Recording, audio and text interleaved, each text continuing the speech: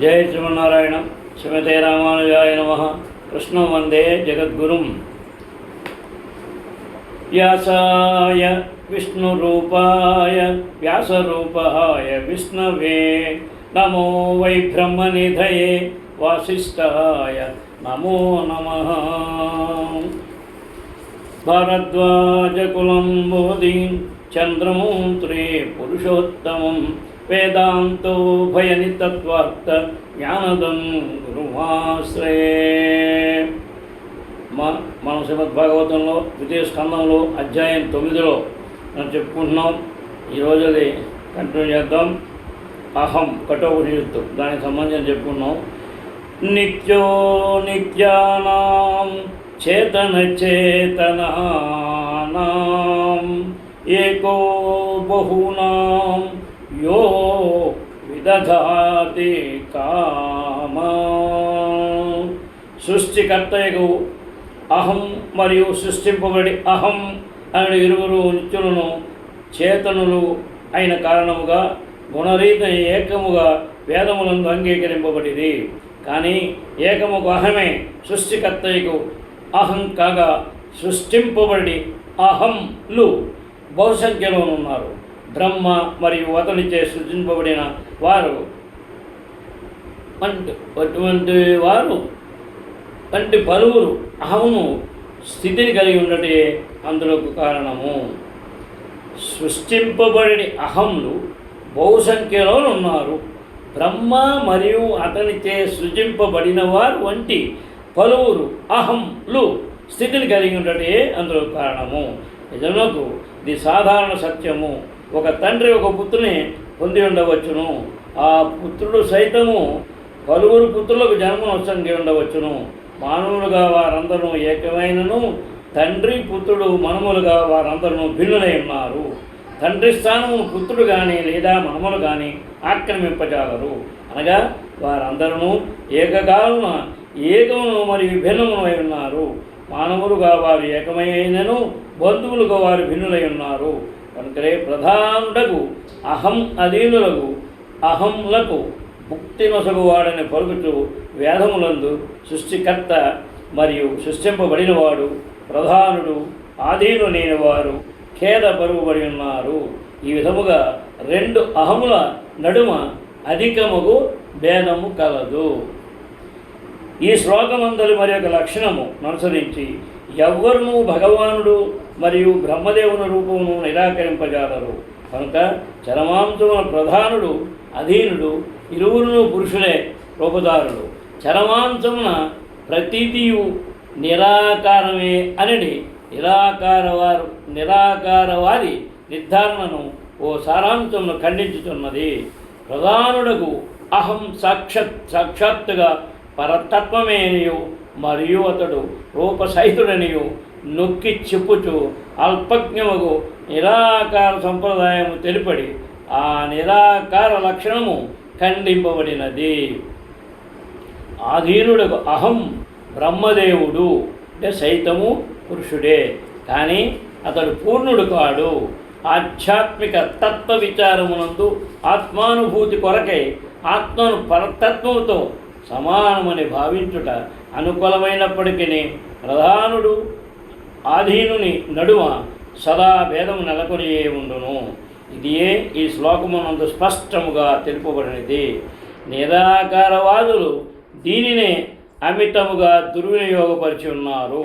భౌతిక దృష్టి నశించిన పిమ్మటయు తన దివ్యమగు నిత్య రూపమును నిలిచిండువాడుకు ప్రధానుడైన శ్రీకృష్ణ భగవానుని బ్రహ్మదేవుడు వాస్తవముగా ముఖాముఖి గాంచుతున్నాడు. బ్రహ్మదేవుడు గాంచడి ఆ భగవద్రూపము బ్రహ్మ యొక్క సృష్టికి పూర్వమును స్థితిని కలిగి ఉండెను. సమస్త తత్వములతోనూ సృష్టికి సంబంధించిన ప్రతి నిధులతోనూ కూడి ఉండేది భౌతిక జగత్తు ఆ దేవదేవుని శక్తివంతముకు విస్తారమే ఉన్నది. భగవాను శక్తి ప్రదర్శనము సమాప్తము చెందిన పిమ్మటయు మిగిలియుండున్నది ఆ దేవదేవుడే. అనగా భగవానుని రూపము సృష్టి స్థితిలయములైనది సర్వ పరిస్థితులయందును స్థితిని కలిగియే ఉండును. ఈ సత్యమును వేదమంత్రములు ఈ వాక్యమున స్థిరపరచుతున్నవి. వాసుదేవో వా ఇదమగ్ర ఆసిన్ బ్రహ్మ శంకర ఏకో నారాయణన్ ఆసిన్ బ్రహ్మనేశానా.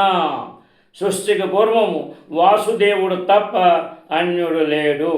బ్రహ్మ గాని శంకరుడు గాని లేరు. కేవలము నారాయణుడు తప్ప వేరెవ్వరునూ లేరు. బ్రహ్మ గాని లేదా ఈశానుడు గాని లేరు. శ్రీపాద శంకరాచార్య సైతము తన భగవద్గీత వ్యాఖ్యానమునందు నారాయణుడు దేవదేవుడు, ఈ సమస్త సృష్టికి పరుడని ధృవపరచి ఉన్నారు. కానీ ఈ సమస్త విశ్వము అవ్యక్తము యొక్క ఫలమై ఉన్నది. కనుకనే సృష్టికర్త సృష్టించబడువాడు అని వారిలో ఒకే గుణమును కలిగి ఉన్నప్పటికీ వారి నడుమ ఎల్లప్పుడూ వ్యత్యాసముండును. ఈ వచనములోని మరి ఒక లక్షణం ఏమనగా, పరమసత్యము సాక్షాత్తుగా భగవానుడు పురుషోత్తముడు శ్రీకృష్ణుడు దేవదేవుడు. అతని ధామము అనే అంశములు ఇదివరకే వర్ణింపబడినవి. నిరాకారవాదులు తలచున్నట్టుగా భగవద్ధామము శూన్యము కాదు. వైకుంఠలోకములన్నీ దివ్యముగు వైవిధ్యపూర్ణములైనవి. ధనము సమృద్ధి అనే గొప్ప ఐశ్వర్యంతో కూడి ఉన్న చతుర్భుజములు కలిగిన లోకవాసులు దాని ఎందు కలరు. ఉన్నత శ్రేణి పురుషులకు అవసరముగు విమానములు మరియు ఇతర సౌకర్యములు సైతము అచ్చట కలవు. అనగా భగవానుడు సృష్టికి పూర్వమే స్థితిని కలిగి ఉన్నాడు. సమస్తముకు దివ్య వైవిధ్యమును కూడి అతడు వైకుంఠలోకమునందు నిలతీయుండును. సనాతన స్వభావం కలవిగా భగవద్గీత ఎందు అంగీకరింపబడిన వైకుంఠలోకములు భౌతిక జగత్తు నశించిన పిమ్మటయు నశింపబోవు. ఆ దివ్యలోకములు పూర్తిగా విభిన్న స్వభావములు కలిగినట్టివి. భౌతిక సృష్టి స్థితి లయములకు చెందిన నియము నిబంధనలచే ఆ స్వభావం ప్రభావితం కాదు. రాజు యొక్క అస్తిత్వము రాజ్యపు అస్తిత్వము తెలుపునట్లుగా పూర్ణ పురుషోత్తముడు శ్రీకృష్ణ భగవానుని అస్తిత్వమును వైకుంఠలోకముల అస్తిత్వమును తెలియజేయుచున్నవి. దేవదేవుని అస్తిత్వము శ్రీమద్భాగవతమునందలి పలు చోట్లను మరియు ఇతర శాస్త్రములందును పేర్కొనబడినది. ఉదాహరణకు ఈ గ్రంథము 2:8-10 పరీక్షిత్ మహారాజు ఈ విధముగా ప్రశ్నించెను. సచాపి యత్ర పురుషో విశ్వస్థిత్యుద్భవాప్యయ ముక్తాత్మమాయాం మయేషః శేతే సర్వగుహాశయ. సృష్టి స్థితి లయల కారకుడును మాయాశక్తి ప్రభావం నుండి సదా విడివడి ఉండి దానిని నియమించువాడును ఒక భగవానుడు ఎల్లరి హృదయమందు ఏ రీతి శయనించి ఉండును. విదురుడును అటువంటి ప్రశ్నే అడిగి ఉండేను. ఇంతకుముందు విదురుడు కూడా అదే ప్రశ్న అడిగాడు అని చెప్తున్నారు. తత్వానాం భగవన్ శేషాం కఠిత ప్రతిసంక్రమః తత్రేమాంక ఉపాసీరం సిధను చేరతే. భాగవతం 3:7-3:7. శ్రీధర స్వామి దీని తన వ్యాఖ్యానం ముందు సృష్టి లయముందు సమయమున శేషునిపై శయనించి ఉన్న భగవానుడు సేవించువాడు అనుచూ వివరించి ఉండేది. అనగా దివ్యుడు భగవానుడు తన నామము, యశస్సు, గుణము, సంపత్తి మొదలగు వానితో నిత్యముగా స్థితిని కలిగి ఉన్నాడని దీని భావము. ఇదే నిర్ధారణం స్కంద పురాణమునందలి కాశీఖండమునందు ధ్రువ చరిత్ర సంబంధమున కలదు. దాని యందు ఈ విధముగా తెలుపబడినది. నచ్యవంతేపి యద్భక్త మహాత్యాం ప్రళయాపది అతోచ్యుతోఖిలే లోకేశ ఏకః సర్వగో వ్యయః. భౌతిక జగపు సంపూర్ణ ప్రళయ సమయమున అచ్యుతుని భక్తులే నశింపరన్నచో ఇక దేవదేవుని గూర్చి వేరుగా పలుకునదేమున్నది. భౌతిక పరివర్తనం యొక్క 3 స్థితుల యందును అతడు నిత్యుడుగా నిలిచి ఉండును. నిరాకారవాది భగవానుని యందు కర్మరాహిత్యమును ఆలోచించును. కానీ బ్రహ్మదేవుడు మరియు పూర్ణ పురుషోత్తముడు భగవాను నడుమ జరిగిన చర్చ యందు ఆ దేవదేవుడు కర్మలను సైతము కలిగి ఉన్నట్లు చెప్పబడినది. రూపమును గుణమును కలిగి ఉన్నట్లే అతడు కర్మలను కలిగి ఉన్నాడు. సృష్టి పోషణ సమయమున బ్రహ్మాది దేవతల కర్మలే భగవత్కర్మలని అవగతము చేసుకొనవలసి ఉన్నది. రాజు లేదా దేశాధినేత రాజభోగంలో నెలకొని ఉండి ప్రభుత్వ కార్యస్థానములందు లేదా కచేరీలందు కనబడకపోవచ్చును. అయినప్పటికీ ప్రతిదియు అతని నిర్దేశమునందే జరుగుతున్నదనియు ప్రతిదియు అతని అనుజ్ఞకు లోబడియే ఉన్నదనియు అవగతము చేసుకొనవలెను. భగవాను ఎన్నడూనూ రూపరహితుడు కాడు. భౌతిక జగమున అతడు అల్పజ్ఞవర్గమునకు తన స్వీయ రూపమును దర్శనీయుడు కాకపోవచ్చును. తత్కారణమున అతడు రూపరహితునిగా పిలువబడును. కానీ వాస్తవమునకు తన నిత్యరూపను వైకుంఠ లోకములందును దానితో పాటు వివిధ అవతారములుగా విశ్వమునందు ఇతర లోకములందు అతడు సర్వదా నిలిచే ఉండును. సూర్యుని ఉపమానము ఈ సందర్భమున చక్కగా అమరగలదు. రాత్రి సమయమున జనులకు సూర్యుడు గోచరింపకపోవచ్చును. కానీ ఎచ్చట ఉదయించను అచ్చట మాత్రం అతడు దర్శనీయే ఉండును. ఒకానొక భూప్రాంత వాసుల దృష్టికి సూర్యుడు గోచరించుకున్నాడను దాని భావము అతడు రూపరహితుడని కాదు. ఆత్మైవేదం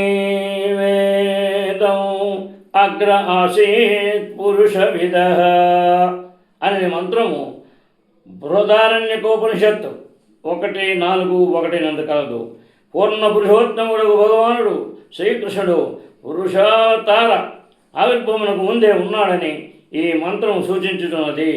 అక్షర పురుషునకు క్షరపురుషునకు పరుడైనట్టి పరమోత్కృష్ట పురుషుడైన కారణమున శ్రీకృష్ణ భగవానుడు పురుషోత్తముడని భగవద్గీత 1:5-1 తెలుపబడినది. ఆకర్షక పురుషుడు అంటే మహావిష్ణువు తన దృష్టిని ప్రకృతిపై సాధించును. కానీ ఆ కార్యమునకు పూర్వమే పురుషోత్తముని నెలకొని ఉన్నాడు. కనుకనే బృహదారణ్యకోపనిషత్తు శ్రీకృష్ణుడు పురుషోత్తముడని భగవద్గీత వాక్యమును ధృవపరచుతున్నది. ఆదియందు కేవలము నిరాకార బ్రహ్మమే నిలచుండెనని కొన్ని వేదములందు తెలుపబడినది. అయినను ఈ శ్లోకము ప్రకారము నిరాకార బ్రహ్మము దేవదేవుని దేహపు సముజ్వల ప్రకాశము అవ్యవహిత కారణమని పిలువబడగా దేవదేవుడు సర్వకారణ కారణుడై మూల కారణము అయ్యున్నాడు. భౌతికేంద్రియములలో లేదా భౌతిక నయనములతో శ్రీకృష్ణ భగవానుడు అనుభవనీయుడు లేదా దర్శనీయుడు కానందున ఆ దేవదేవుని నిరాకార లక్షణము భౌతిక జగమునందు విలసితమై ఉన్నది. భగవానుని గాంచుటకు లేదా అనుభూతిని బడయటకు ముందర మల్లుడు ఇంద్రియమును ఆధ్యాత్మికము నొచ్చుకొనవలెను. అయినను ఆ దేవదేవుడు సర్వదా తన స్వీయ కర్మల యందు నెలకొని వైకుంఠలోక వాసులకు నిత్యము ముఖాముఖి దర్శనుడై ఉండును. అనగా దేశాధినేత ప్రభుత్వ సభాగృహమున నిరాకారుడు కానప్పటికీ ప్రభుత్వ కార్యాలయమునందు నిరాకారుడై ఉన్నట్లు శ్రీకృష్ణ భగవానుడు భౌతికముగా నిరాకారుడై ఉండును. కానీ తన ధామమునందు మాత్రము అతడు నిరాకారుడు కాదు. శ్రీమద్భాగవతము యొక్క ఆది అందే తరువబడినట్లు ఆ ధామము సర్వదా నిరస్తర కుహకమై ఉన్నది. కనుకనే శాస్త్రములందు తెలువబడినట్లు భగవానుని నిరాకార సాకార రూపలక్షణములు రెండును అంగీకారయోగ్యములై ఉన్నవి. బ్రాహ్మణో హి ప్రతిష్టాహం భగవద్గీత 14:27 అనే శ్లోక సందర్భము భగవద్గీత యందు ఈ పూర్ణ పురుషోత్తముడు అతి దృఢముగా వర్ణింపబడినాడు. ఒక ఆధ్యాత్మిక జ్ఞానపు రహస్య భాగము సర్వదా భగవదనుభూతియే కానీ నిరాకార బ్రహ్మానుభూతి కాదు. తత్కారణమున ప్రతి ఒక్కరూ తమ అనుభూతి యొక్క చర్మ లక్ష్యమును నిరాకార లక్ష్యమునందు కాక పరతత్వ రూపలక్షణమునందు కలిగి ఉండవలెను. పరతత్వమునందలి సర్వవ్యాపక లక్షణ అనుభూతి కొరకై సాధకునికి ఘటము యొక్క అంతర్బాహ్యములందు గల ఆకాశపు ఉదాహరణము సహాయభూతము కాగలదు. కానీ దాని భావము భగవదంత విన్న విద్యా ప్రకటించే పరమోత్కృష్టమునని కాదు. బద్ధజీవుడు మాయాశక్తి యొక్క చివరి వరకు బలియమునేని దాని భావము. భగవానుని విశ్వ చైతన్యముతో ఏకమని ప్రకటించుట మాయాశక్తిచే దైవీ మాయ పెట్టబడిన చివరి బోను వంటిది. భగవాను నిరాకార అస్తిత్వమునందును భౌతిక సృష్టి ఉన్నట్లుగా మనుజుడు భగవద్రూపానుభవము కొరకే అభిషరించవలెను. పశ్చానం ఇదే తచ్చ యోవ శిష్యేత సోస్మ్యహం అనుదాని భావం ఇదే. నారదునికి ఉపదేశము గావించినప్పుడు బ్రహ్మదేవుడు సైతము ఈ సత్యమును అంగీకరించను. అతడు ఈ విధముగా పలికి ఉండెను. సోయంతే భీతస్తాత్ భగవాన్ విశ్వభావన.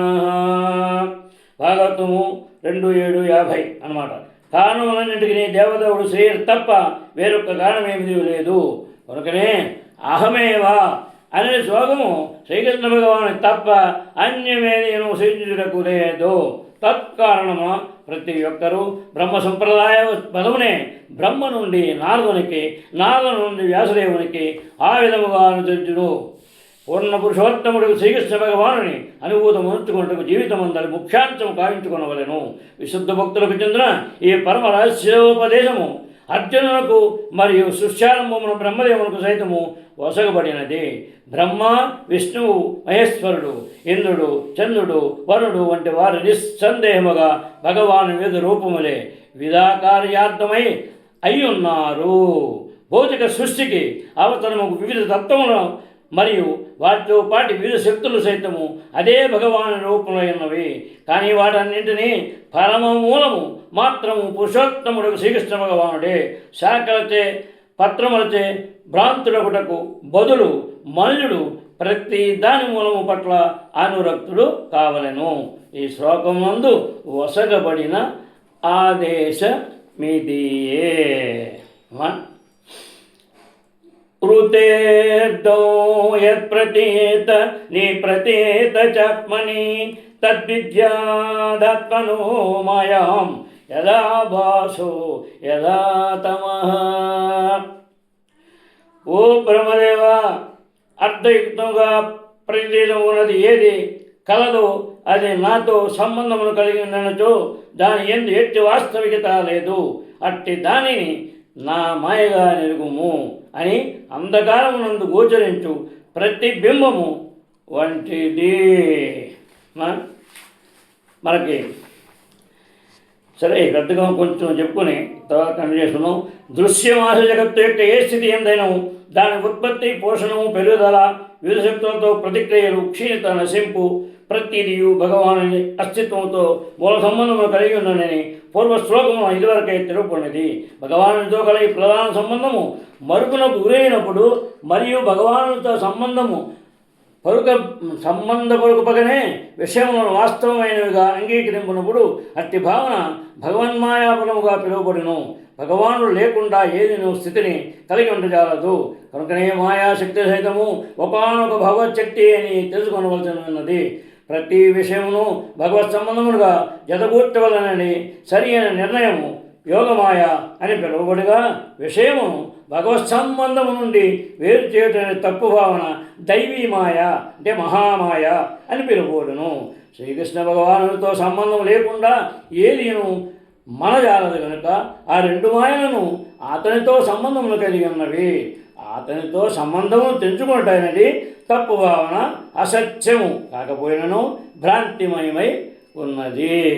జై శ్రీమన్నారాయణ. శ్రీమతే రామానుజాయ నమః. కృష్ణం వందే జగద్గురుం.